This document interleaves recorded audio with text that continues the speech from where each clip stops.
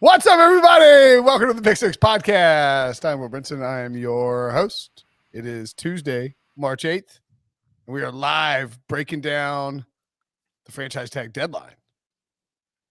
My son is going to come up here in a second to get his Switch. You know what a Switch used to be? That's why I panicked. I'm sorry. You know what a Switch used to refer to, right? Yeah. That's not. Oh, Breech also one is too. I bet Debo doesn't know what a Switch is. I'm aware. Oh, God, I thought it was like a Southern thing. No. My grandmother made me get a Switch off his tree once so she could punish me for being super incredibly annoying. But you can't hit people anymore, so he's getting the Nintendo Switch. Is that what it is? It's a Nintendo Switch. That's what it is. We are live on the internet. Do you want to say hello to YouTube? Hi, how are you? Rob is an old hand. Go to the library. Go have fun. How you doing?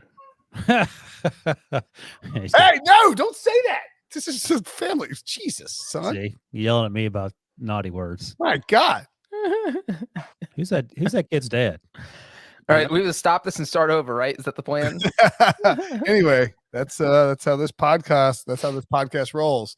So we have 8 guys who are franchise tagged. We also have in the feed a Russell Wilson. Russell Wilson traded to the Denver Broncos. The biggest trade in NFL history, we discovered. Emergency podcast, as well as a Aaron Rodgers is coming back to Green Bay emergency podcast. We're going to break down the franchise tags and talk about some NFL news. Do we want to start with what do we start with? Calvin Ridley? He only bet $1,500, Breech. Yeah, he doesn't have a gambling problem. He's good. Well, there was some pushback about that. Here's the thing: you can't bet on your sport you're playing in. That's just the rules. Now, if you want to change the rules, that's fine. But as we sit here, that's an issue. Now, whether he should be fined for an entire season or suspended for an entire season, that's also a question. Given that the people who have committed domestic assault have gotten much less than that, so that's sort of weird. And the NFL makes a ton of money off of gambling. That's also weird. So, all right. I'm not gonna push back on the domestic violence thing because I have a soul, And you don't want to get fired. Well, it'd be a horrible take.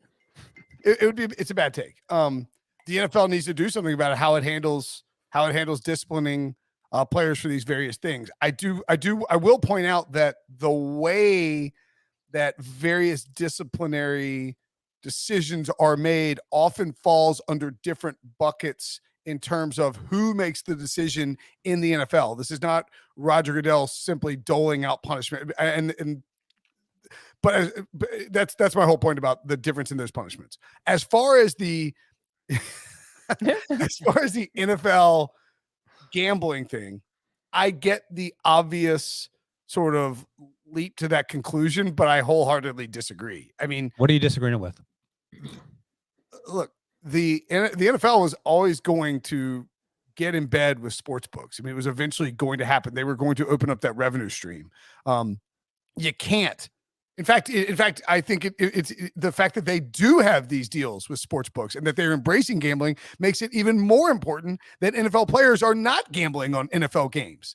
Oh, NFL players are allowed to gamble on baseball. They're allowed to gamble on basketball. NFL players, even ones who are inactive and away from the team, cannot gamble on football games. That calls into question the integrity of the game.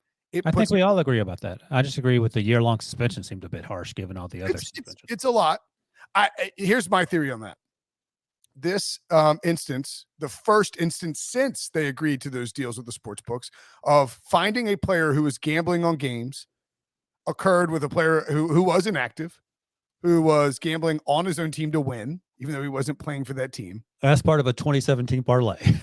And was acting like a total donkey. He's betting on parlays. He's not betting a bunch of money. He signs up for an account under his own name in Florida and then bets on it. Like that feels like a 2-game suspension.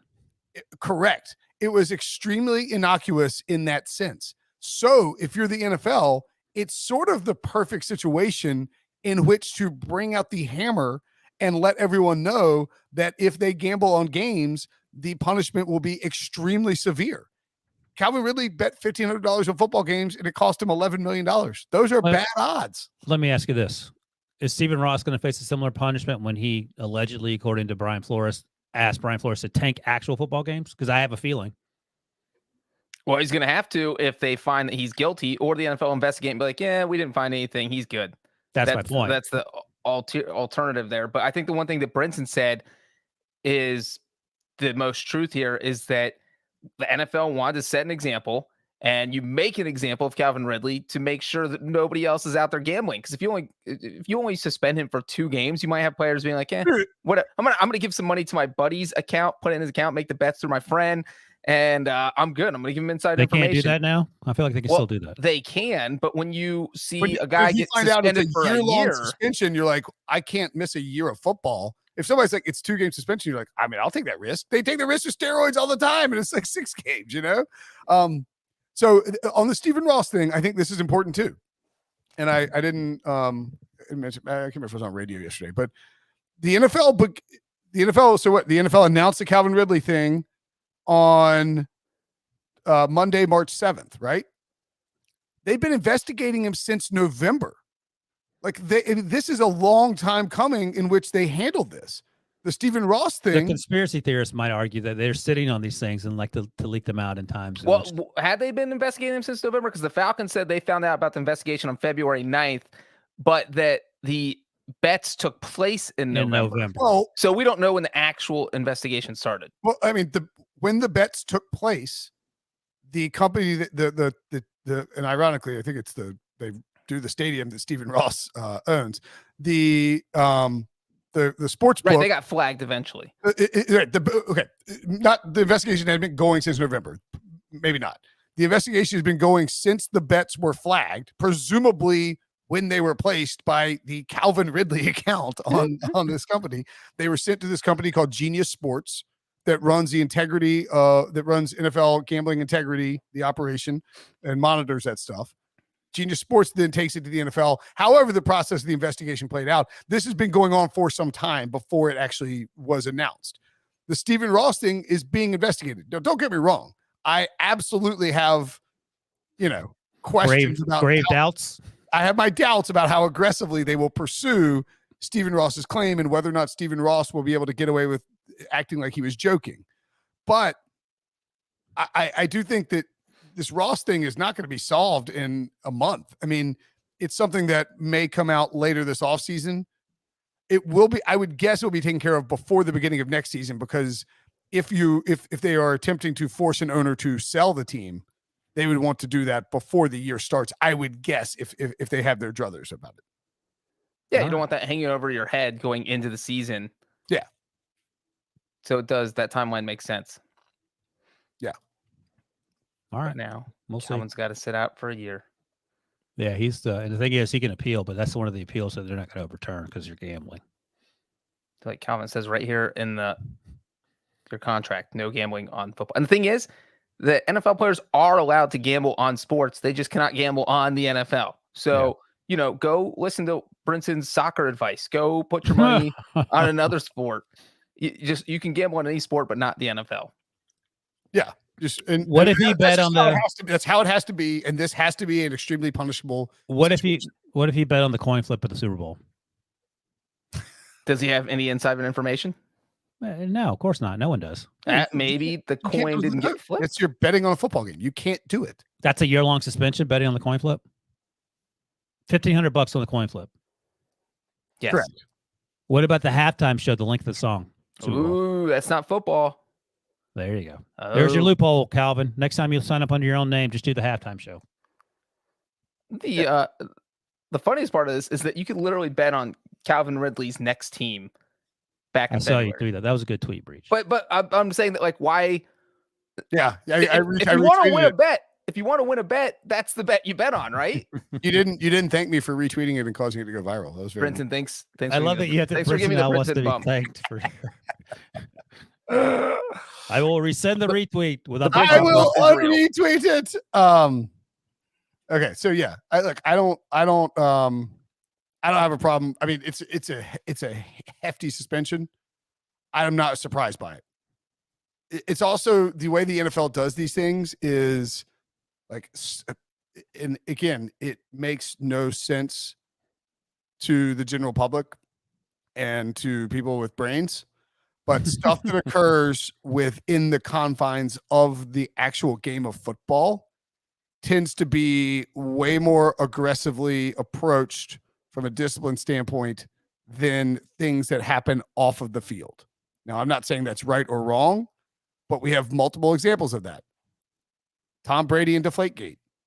I mean, a very, very stupid controversy that turned into a Supreme Court hearing and the greatest player of all time being suspended based on like sort of half-hearted evidence, right? Yeah, you know what he did during his suspension? He went to Italy with Giselle. I bet that was Giselle got the first taste of what retirement was going to be like. Oh, I got to get him to retire. Traveling the world during the season. She's from Brazil. I think she's traveled plenty as a model, but sure. Not with her husband, Ryan. Oh, fair enough. You're welcome. You're welcome. Okay. So, let's talk about franchise tags. By the way, this Sunday on CBS, the debates and decisions are over. We find out who's in, who's out, and who are the favorites on the road to the Final Four. Let the madness begin. The brackets are revealed on the NCAA Men's Basketball Championship Selection Show Sunday, 6 p.m. Eastern on CBS. If you're watching on YouTube, smash that like button. I regret to inform you that on our previous show that Robbie did not log. He did not click the link. Oh, no. Or curse on air. Yeah, like you did. Smash the like button. Turn on alerts. We go live when big news happens, like Russell Wilson traded to the Broncos, which, again, you can find in the podcast feed. 8 players received a franchise tag this offseason before the 4 p.m. deadline. Those players, should we go through? Oh, we'll go through by position, but I'll tell you who they are right now. Wide receivers, Chris Godwin and of the Buccaneers, franchise tag for the second straight year. Coming off an ACL injury he suffered in the playoffs. Devontae Adams, franchise tagged by the Green Bay Packers, meaning they have Adams and Rodgers coming back next year. It's a big deal. Cam Robinson, franchise tag for the second straight year as well.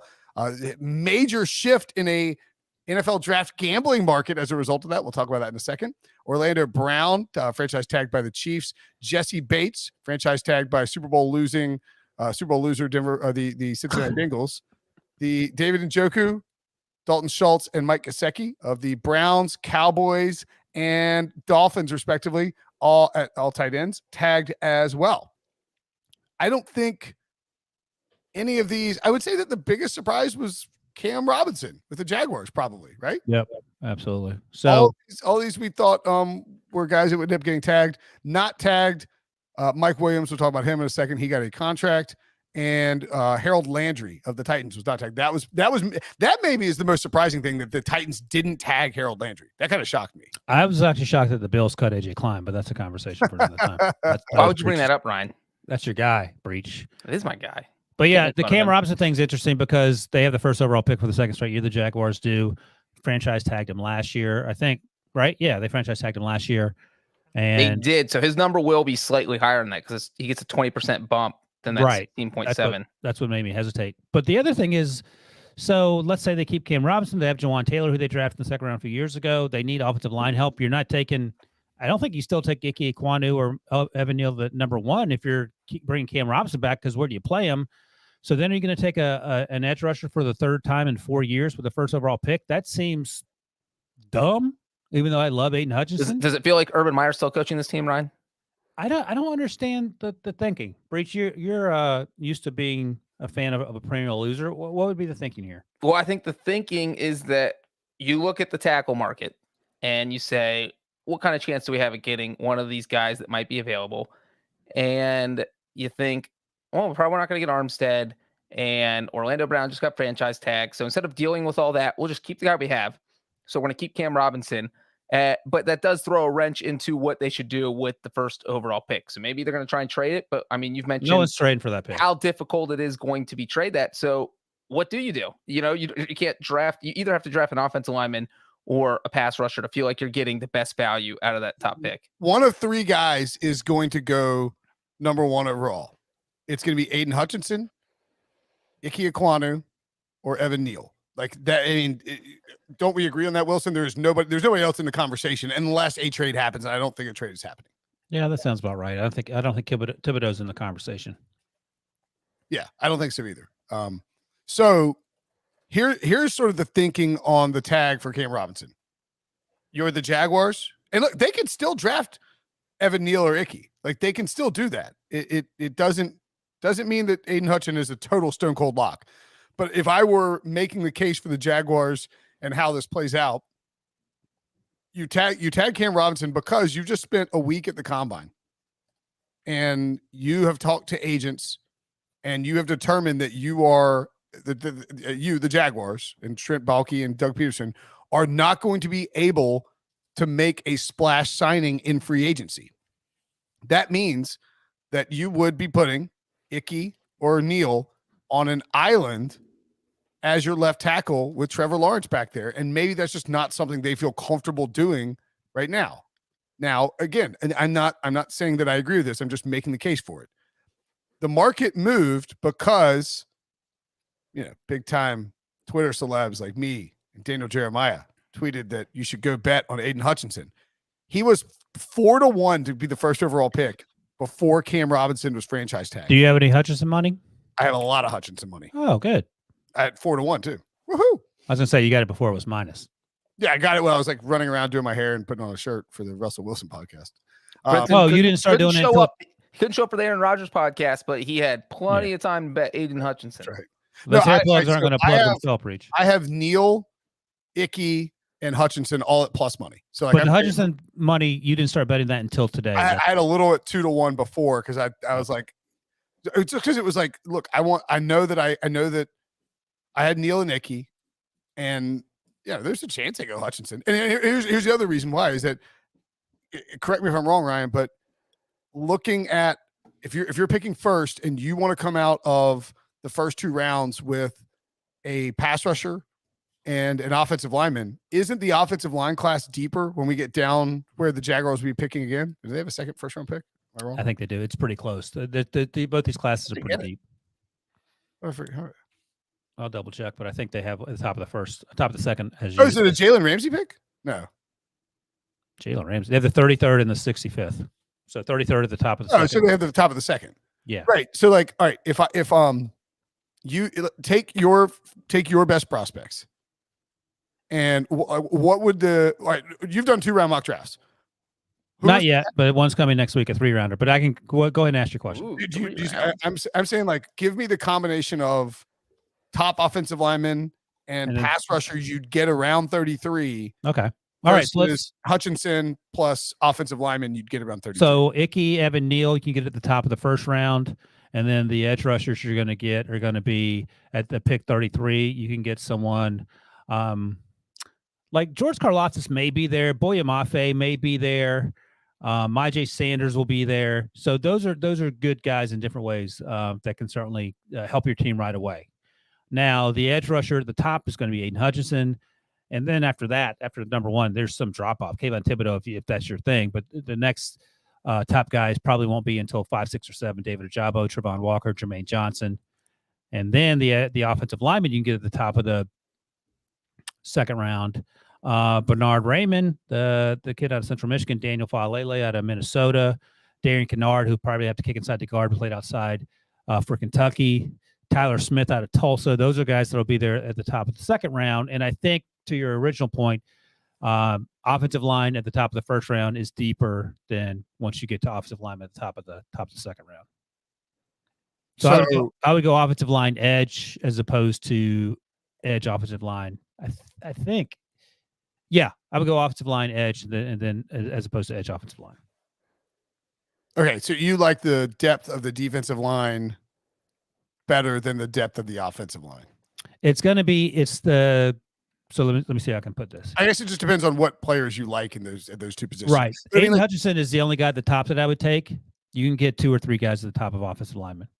I think that's probably what their thinking is. And I'm not saying it's right or wrong or whatever. I'm just saying that has to be sort of their approach here, right? Is like, we think Aiden Hutchinson is the best. Like we think he is the singular defensive prospect in this draft. We don't think we can get another good edge rusher at the top of 2. We do think we can get some more offensive line help. And we also have Cam Robinson in place. That has to factor into the calculus. Right. No, I think that's right. And again, I'm not saying it's right. Like, I think I would take Icky first overall and build around Trevor Lawrence. But I do think it's possible that they look at it and say, okay, the way we can sort of finagle this is this works out best for us. I mean, that's all I can guess, right? With the Cam Robinson thing. Yeah, but that means you're taking the third defensive end edge rusher in the first round in 4 years. That just seems wasteful. Yeah. I mean, Doug Peterson's Eagles team won with a stout defensive line. Like if they didn't have, who did they have, Devo? They had what, Brandon Graham and Chris Long starting, and then Derek Barnett coming off the bench as a rotational guy that year. Yeah. Fletcher Cox, Timmy Jernigan on the inside. I mean, had a lot of depth. Loaded at defensive line. Like that's, and also had Michael Bennett. Chris Long was coming off the bench for some of the season, a large portion of the season. There you go. So that I think that factors into it. And we also saw with 49ers built around the defensive line. Also, Trent Baalke, I believe when he was GM of the 49ers, only drafted an offensive prospect once. Well, the other thing that tagging Cam Robinson does is you're not limited to taking a tackle. Because if you don't tag Cam Robinson, it feels like you have to take a tackle. Now at least you feel like you have the option to do whatever's best if you like someone more than an offensive lineman and take any of the defensive players you guys just talked about. And you know what? Maybe you take a tackle and you play that guy at right tackle or play Cam Robinson at right tackle and put the other guy at left tackle. Yeah, exactly.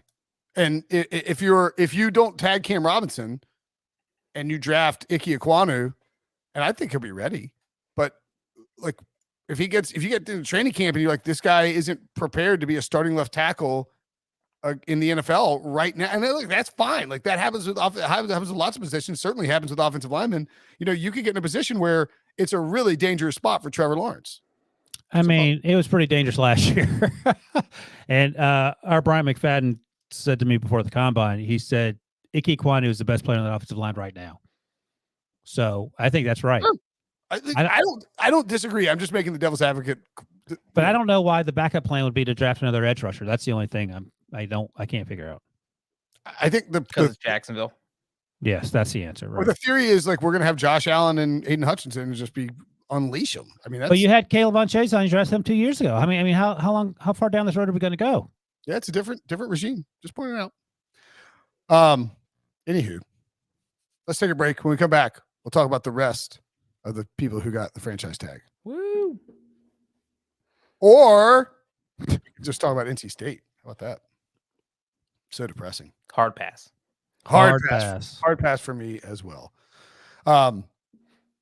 So the rest of the guys tagged. Let's start first with the wide receivers, Devontae Adams and Chris Godwin. It had been floated out there that Devontae Adams did not want to get the franchise tag, and I get it. It's probably temporary, right? Yeah. I mean, we got to see what this Rodgers deal is and see how much money if it exists, because Aaron Rodgers apparently says it doesn't. It's probably temporary, but I also saw James Jones on NFL Network right after the Rodgers stuff was announced, and he's like, I'm gonna tell you something, guys. Devontae Adams is not going to be happy about getting franchise tagged. Like, and he said it he said it, and he's close with Devontae Adams. He said it several times. Like, I think they probably hammer out a deal, but you just sort of wonder if, like, I don't know, with Rodgers coming back, it's easier to stomach, I guess.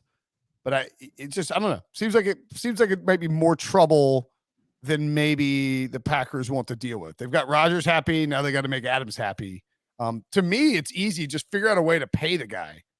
He's arguably the best wide receiver in football. Just give him some money, like give him what he wants, and go all in on this year with Rodgers back. But I understand you can't not franchise tag him. You can't let him walk. I mean, yeah.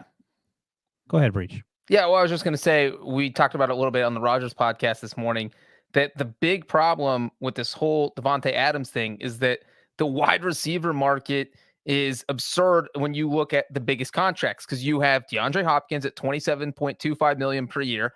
Then number 2 is way down there at $22 million per year. So you have this huge gap, and the Packers, it sounds like, are willing to be in the middle of that gap. But Devontae Adams wants to be at the top. So he wants to be making more per year than DeAndre Hopkins. And that's kind of thrown a wrench into this whole thing. but you can't let him walk because Aaron Rodgers will quit the team if you let Devontae Adams walk. So you had to tag him. And it does feel like the Packers need to get a long-term extension done because they're cap room. They don't have a ton of cap room. And if you don't get a deal done, this is an $18.4 million cap hit. So you need to shrink that down. Give him a 2-year deal. Give him a 3-year deal. Match him up with Rodgers' deal. Do something. But it just feels like that's a huge cap hit that the Packers are going to have a tough time affording. I think they can do the math. They'll figure it out. It always seems to happen. And I would imagine he wasn't coming back. Devontae was, unless Aaron was there. And then, as Pat McAfee said on his show, that it's not a hard and fast $153 million guaranteed or $200 million over 4 years. So there'll be room for other people. We'll find out together. But I think Devontae gets paid, and he's going to end up being the highest paid wide receiver. Now, they may only have 2 guys on the team, but I think those 2 guys are going to be the 2 highest paid at their respective positions. Aaron Rodgers and Devontae Adams versus everyone? Versus everyone. 2 on 11 is unfair, Ryan.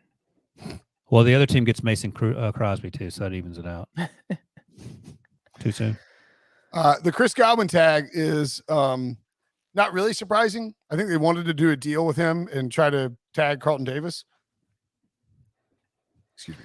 Yeah, and now you should figure who's playing quarterback.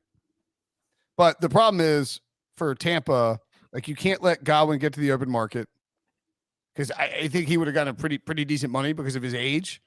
They really like him as a player. They drafted him with a high draft pick.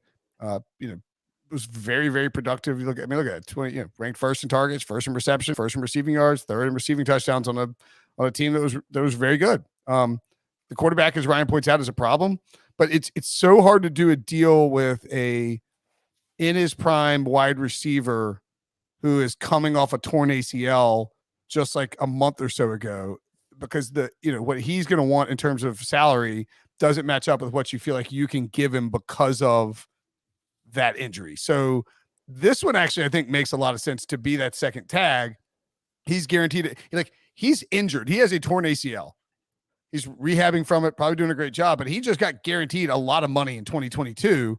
And if you get to June, get to May, June, see how he's doing in his recovery, you can maybe start to work out a deal before the July 15th deadline to sign all these guys to extensions. Yeah, I think maybe if he plays on, this will be the second franchise tag, right? Yes. That may be the plan because of the aforementioned ACL. If you feel like the rehab is coming fine, and I'm sure it will, then maybe give him a long-term deal. But I don't know, Breech, if you feel great about where he is rehab-wise in June, are you going to give him DeAndre Hopkins money? Yeah, there's no way you're giving someone off an ACL tear DeAndre Hopkins money. And that's probably going to be an issue with these 2 sides negotiating, where the Buccaneers say, hey, we got to see you back on the field. And Chris Godwin's thinking, God, we don't have Tom Brady. Who's going to be throwing me passes? Blaine Gabbert? How am I going to put up huge numbers with Blaine Gabbert throwing me passes? So it is really they're in a damned if you do, damned if you don't position, because Godwin's going to want to get a deal done. And the Buccaneers are going to be thinking, now we should push it off because you need to prove yourself. And so I think they'll get a deal done somewhere under the Hopkins number, but maybe above that $22 million Julio number. I mean, maybe if you're if you're the Buccaneers and you don't get a deal done, Godwin's done next year because you've already tagged him twice. You're not going to tag him a third time. So you really do need, that is kind of the incentive you have to get something done, because if you don't, he's gone. Yeah, absolutely. And maybe if you're, maybe if you're Godwin, you're like, look, I'm fine with the tag. Now I'm going to go and, I'm just going to go hit the open market in 2023 and make a ton of money because you guys don't know what the quarterback situation is. And I can, go to a better team and get a bigger contract. Or maybe he likes Tampa and he wants to stay and ends up getting paid there. It's just murky with the ACL. I mean, that's just how it is. The Cincinnati Bengals tagged Jesse Bates. I was debating in my head whether I was going to take a barb at Breech there. Jesse Bates, up and coming defensive superstar. This is a no-brainer. Figure out a way to get him paid. You figure out a way to pay him. Right? Yes. This was Jesse Bates had an interception in the Super Bowl. Because remember, Brinson, the Bengals actually played in the Super Bowl.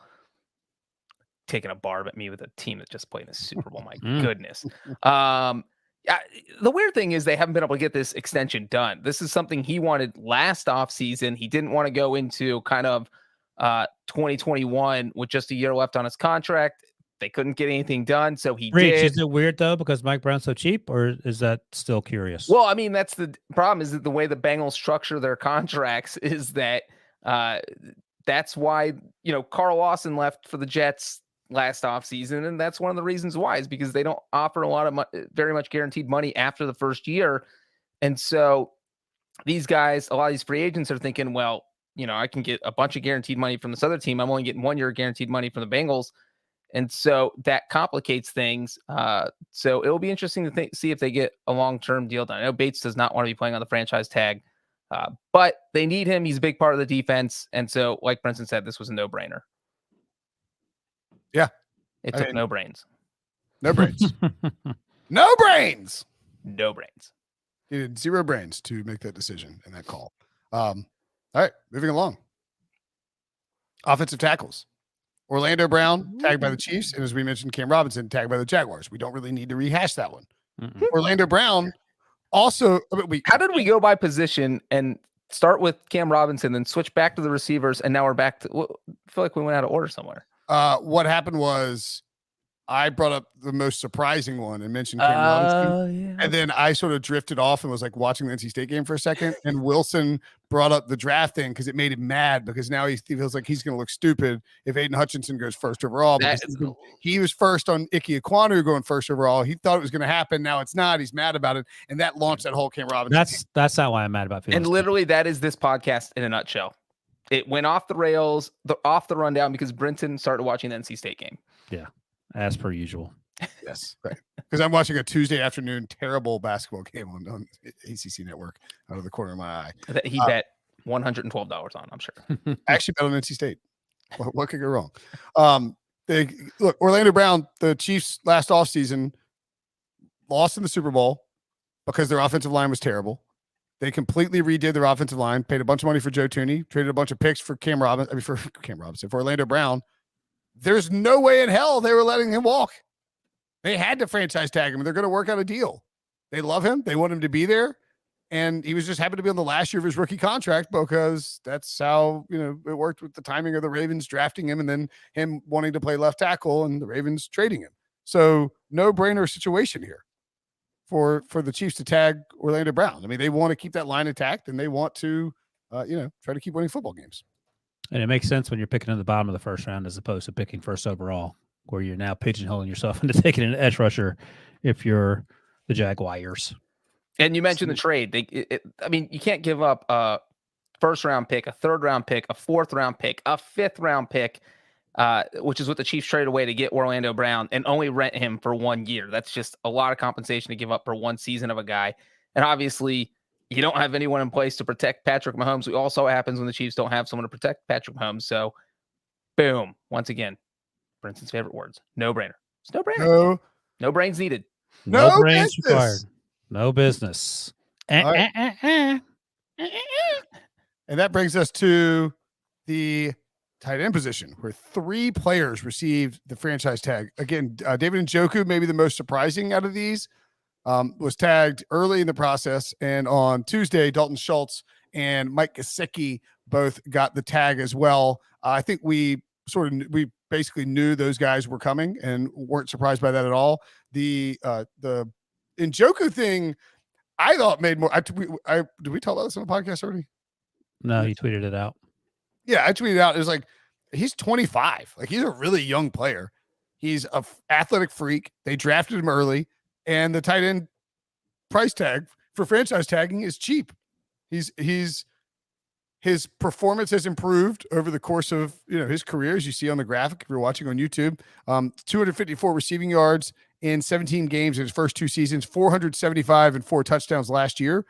The Browns used a ton of 2 tight end sets, multiple tight end sets, 3 tight end sets. They tight ends are a big factor in their offense. David Njoku is a great red zone weapon and has a ton of upside. He would have gotten a lot of money on the free agent market. They didn't want to let him go. I think this makes a lot of sense. I agree. I'll be talking about tonight on HQ at 7:15 because you didn't respond to producer Ryan Stryker quick enough with your pick. Damn it. But thank you for giving me all the words. What's crazy, though, is that we're talking about a guy who literally wanted out. He was trying to get traded out of Cleveland just 2 years ago, and he was demanding a trade and get rid of me. I don't want to be here. but I guess he really likes Kevin Stefanski as a coach and feels like he fits in with that offense because he seems the two sides seem to have kissed and made up. There you go. There you go. Dalton Schultz was actually, a lot of people thought he was going to be the number 2 tight end behind Blake Jarwin for the Cowboys last year. He took a big leap forward. They had to decide really between Randy Gregory and Schultz in terms of, again, look at our great graphic on YouTube, youtube.com/pick6. First 3 years of his career, 43 games, 76 catches, 737 yards, 4 touchdowns. Last year, 17 games, 78 catches, 808 yards, and 8 touchdowns. Cowboys are likely going to cut Amari Cooper. They're working on a deal to re-sign Michael Gallup. You can't lose Schultz and Cooper. And, again, the Gallup deal is not done, right? I don't think they And Blake Jarwin's dealing with a hip injury that's probably going to keep him out the beginning of the season. So you're down to tight end, too. Yeah. All I'm seeing with this graphic is that Andy Dalton sucks and Dak Prescott is really, really good. That's insulting. What a big jam. Dipsy doo, dunkaroo. Yeah, look, this is a pretty easy one. Again, the tight end price tag is cheap. If you've got a productive guy who's in his prime, it makes a lot of sense to do this and then try to work out a deal. And then Mike Gesicki. Do we have a graphic for Mike Gesicki's 2021 season? There it is. No, 3 middle-aged men. I actually bet we do, but it takes 2 hours to close and then it reopen. Anyway, Mike Gesicki. There it is. Yeah, we do have it. In the past 3 seasons, he ranks 5th in receiving yards amongst tight ends, 6th in receptions, and 9th in receiving touchdowns. Better player than people think. Drafted high out of Penn State. Mike McDaniel, going to use the tight end a lot. Comes from an offense where George Kittle was a key factor in the receiving game. Mike Gesicki. That's my Mike Jones impression of Mike Gesicki. I like that. Mike Gesicki, not the same player as George Kittle by any stretch of the imagination, but a young athletic freak who is an ascending player. Again, a no-brainer. There it is. To tag him, right? Yeah. I mean, if Tua is your guy and he will be for another year, then keep players around him. They have Jalen Waddle, they have Devontae Parker. They don't have a lot after that. So adding Gesicki in much the same way that what's his face and the Cowboys tight end that just franchises hanging around, it makes Dalton sense. Schultz. Thank you, Dalton Schultz. I was going to call him Blake Jarwin. Yeah, there are similar situations in terms of the depth on the wide receiver position. So having a tight end you trust just makes too much sense. The other guy who wasn't tagged that I forgot to mention off the top, my bad, J.C. Jackson. J.C. Jackson and Harold Landry both not tagged.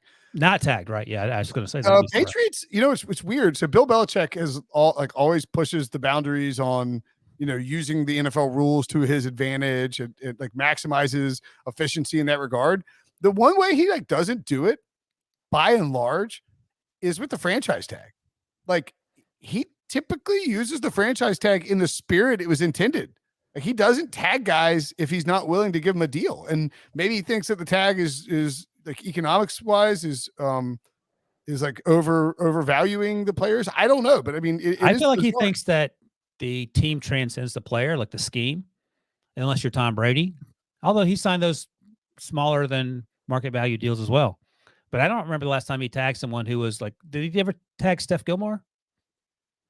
No. He tagged Joe Thuney. That was their last big one. Joe Thuney was a last second surprise tag. Yeah. And I feel like they tagged Gostkowski in the past. Is that right, Brinson? Yes. And maybe Yeah. And Vinatieri. 3 of the tags they've used under Belichick have been kickers. Right. So I feel like that. Maybe it's not. He adheres to the spirit of the rule. That's not really. Doesn't feel like Belichick. Maybe he just doesn't think the cost of those guys in terms of tags is quite worth it. I don't know.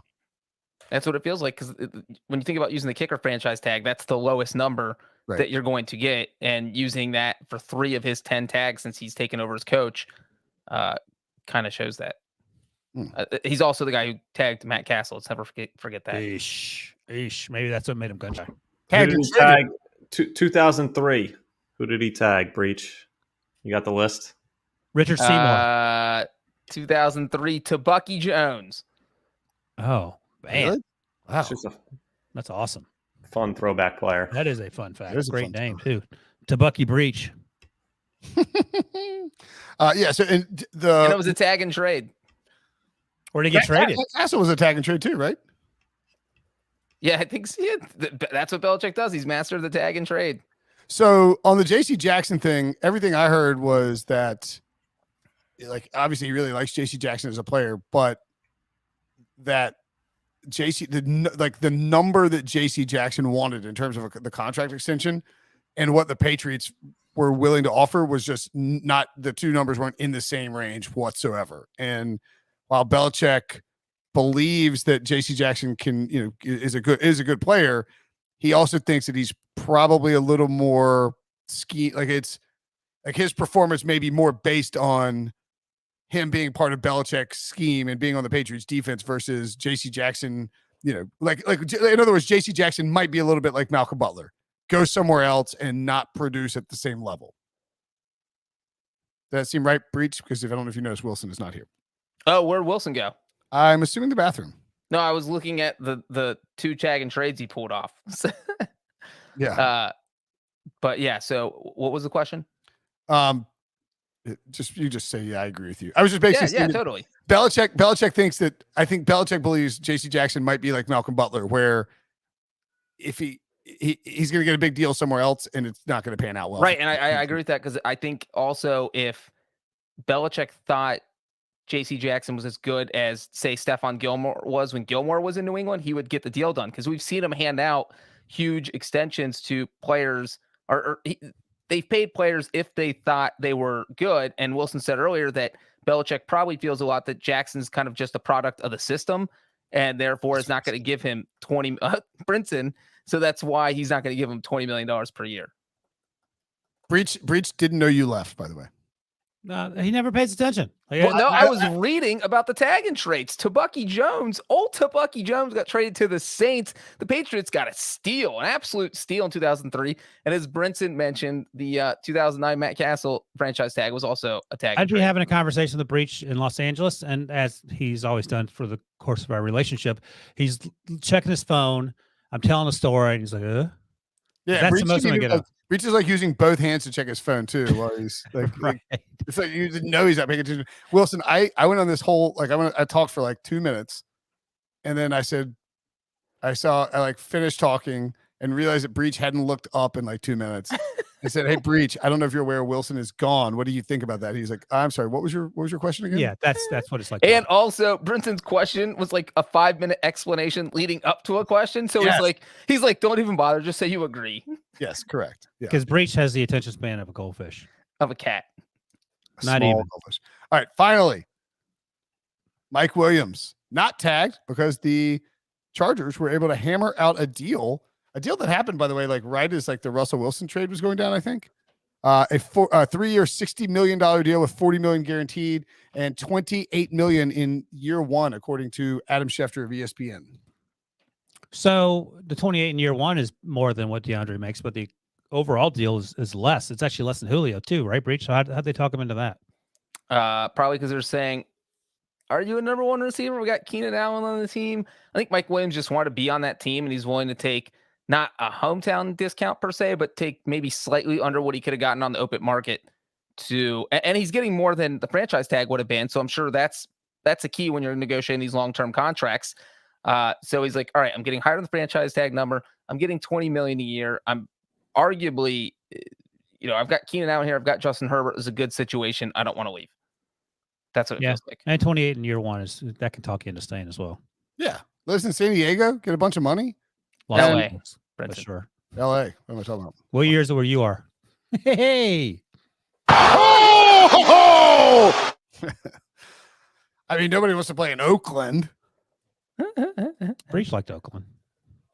Yeah, I liked it. Anywho. So that's it. That's the tag show. Anything else that we need to talk about? I don't think so. I'm sure We're going to be very much live moving forward. So 1 o'clock for the most part. Next week, we'll do some later shows with free agency, but 1 Eastern. Come hang with us pretty much daily on youtube.com/pick6.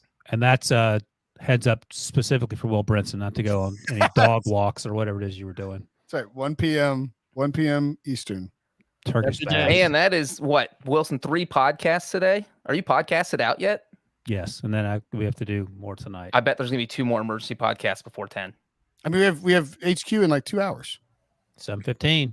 Be there, be square. Yeah. So if you're watching on YouTube, come check us out on CBS Sports HQ. Wilson and I will be breaking down some of the same stuff we just broke down. Not Breech on- because he refused to go on HQ. So Nobody texted me. I didn't get a text. It's What am I weird. supposed to do?